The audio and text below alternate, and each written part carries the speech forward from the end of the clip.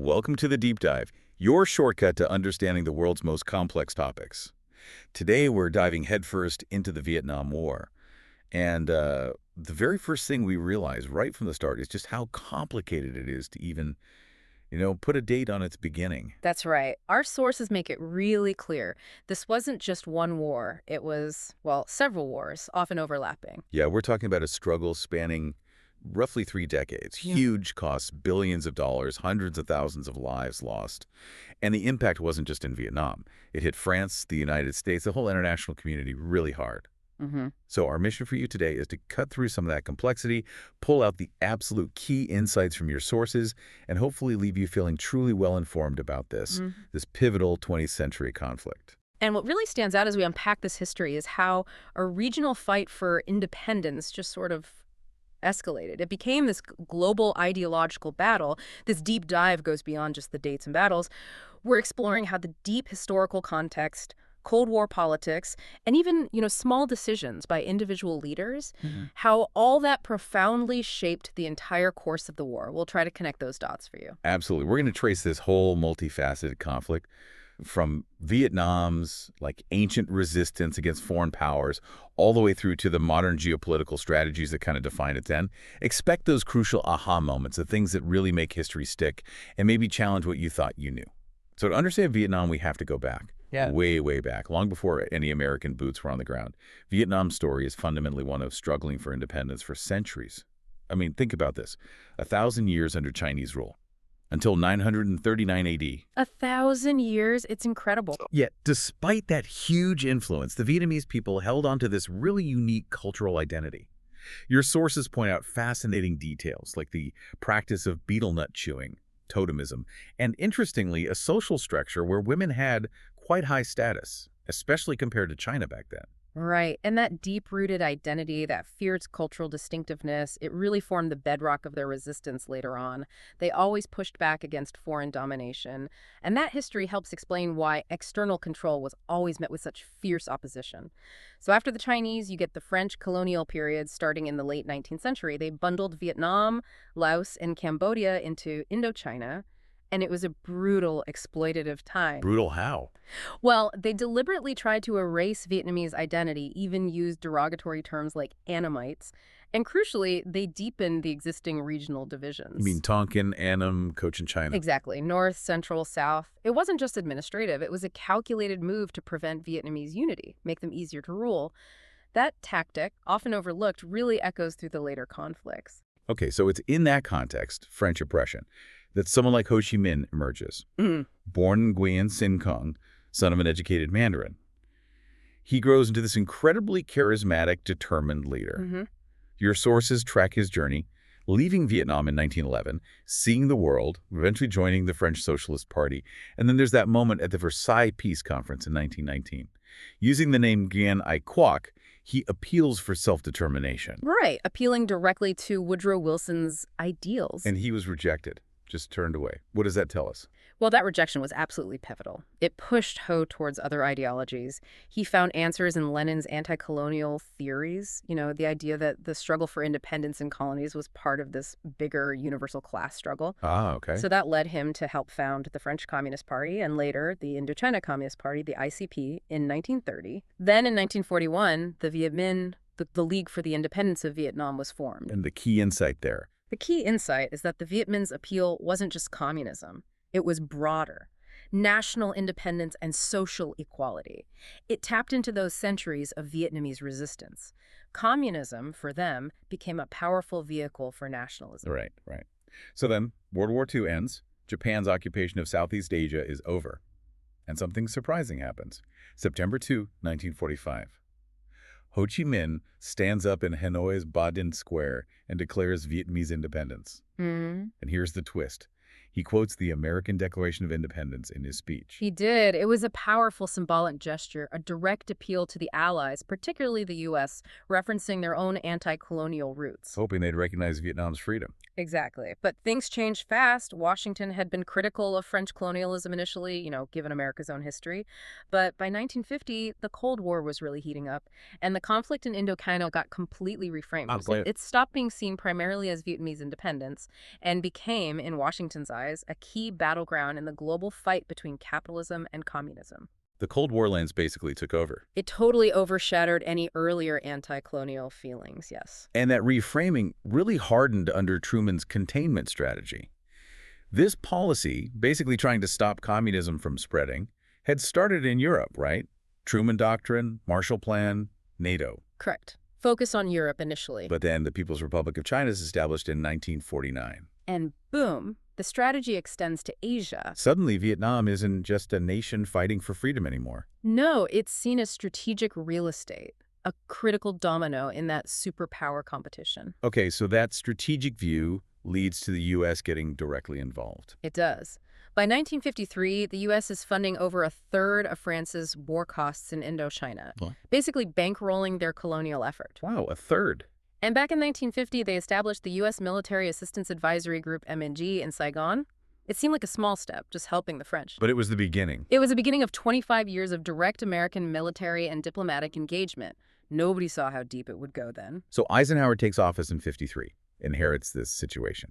And while the U.S. didn't send troops to save the French at Dien Bien Phu in 54, right, they drew a line there at direct combat for the French. The commitment to preventing a communist unification only got stronger. It wasn't about saving France anymore. No, it was about stopping that perceived domino effect across Southeast Asia. So the question became, who leads a non-communist South Vietnam? And the U.S. landed on Ngo Dinh Diem. He was seen as the best available leader. But a complex guy. Very complex. Anti-communist, yes. Anti-colonialist, too.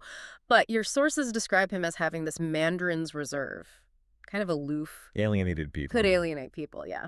And very reliant on his family, his brothers Ngo Dinh Nhu and Ngo Dinh Can, clannishness, the sources call it. They weren't popular. And he was Catholic in a mostly Buddhist country. Right. That set him apart, too. His power got cemented in a manipulated 1955 referendum. He supposedly won 98% of the vote. 98%. Seems legit. Slight chuckle, right. Deposed Emperor Bao Dai became president of the new Republic of Vietnam, the RVN. And the insight here, I think, is that the U.S., in its rush to build this anti-communist wall, often overlooked the internal issues of the leaders they picked. They kind of sowed the seeds of the instability they wanted to prevent. Okay, then comes John F. Kennedy, 61 to 63. U.S. commitment ramps up again. Kennedy brings in this flexible response idea, right? More options than just nukes. Exactly. More focus on proportional responses, counterinsurgency. Which meant more U.S. aid, economic and military, and the deployment of Green Berets, U.S. Army Special Forces. Yep. Sent to the Central Highlands to train Montagnard tribesmen in anti-guerrilla tactics, the focus shifted towards that internal political struggle. But even with more aid, South Vietnam was still unstable. Increasingly unstable, yeah. Diem's government faced growing opposition, became more repressive, and it all tragically led to the U.S. backing a coup against him in November 1963. He was assassinated. A really dark turn. It was. But the profound insight from that time is that even with Diem gone, the Kennedy administration still insisted South Vietnam's security was vitally important to the security of the United States. So the commitment was locked in, regardless of who was in charge in Saigon. Pretty much. The U.S. was kind of caught in its own commitment trap by then. And then, just weeks later, Kennedy himself is assassinated. Lyndon Johnson is suddenly president, and Johnson becomes deeply, maybe even obsessively, afraid of losing Vietnam. Very much so. He genuinely believed if the U.S. pulled out, Moscow and Beijing would think we're yellow and we don't mean what we say. He saw it as carrying on the torch from Truman, Eisenhower, Kennedy. Exactly. Not a new choice, but fulfilling an existing obligation. American credibility was everything to him. And that concern for credibility directly fuels a massive escalation, doesn't it? It does. The Gulf of Tonkin incident in August 64. Now, the details of what actually happened there are murky, controversial later on. Right. Questions about the second supposed attack. Big questions. But Johnson used it to get a broad congressional resolution, basically authorizing military action. And your sources specifically note that the deception would lead to loss of credibility later. That handling of Tonkin really eroded public trust down the road. A blank check for war. Essentially, yeah. with a hidden cost. And what followed was the real Americanization of the war, starting in '65. The U.S. launches Rolling Thunder, the bombing campaign against North Vietnam, Intensive bombing. and sends in U.S. combat divisions. The scale just explodes. It's immense. The bomb tonnage eventually exceeded all of World War II. That's staggering. And U.S. troop numbers in South Vietnam went past 500,000 by 1968. So it's no longer advice and support. It's a full-blown American war. Full-scale American ground and air war, yes. Oh. And the main military strategy was General Westmoreland's attrition. Trying to inflict more losses than Hanoi could replace. That was the goal. And the key metric, famously and controversially, was the body count. Right, the body count. And the insight here is how flawed that was. It was often inflated, sometimes led to targeting civilians, and it gave this misleading picture of progress detached from the political reality. So despite all this massive military power, by 1967, things are basically stuck. A stalemate. A clear stalemate. Neither side, the U.S. or North Vietnam, the DRV, was willing to back down or compromise. Even within the administration, doubts were creeping in.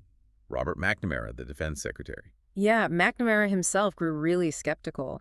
Your sources mention his private advice to Johnson urging negotiations, warning him that the war is acquiring a momentum of its own that must be stopped. Imagine hearing that from your defense secretary. The war just taking on a life of its own. Powerful stuff. And then came the event that really exposed that stalemate to everyone. The Tet Offensive, January 1968. Monumental turning point. A massive coordinated attack by Viet Cong and North Vietnamese army forces all across South Vietnam.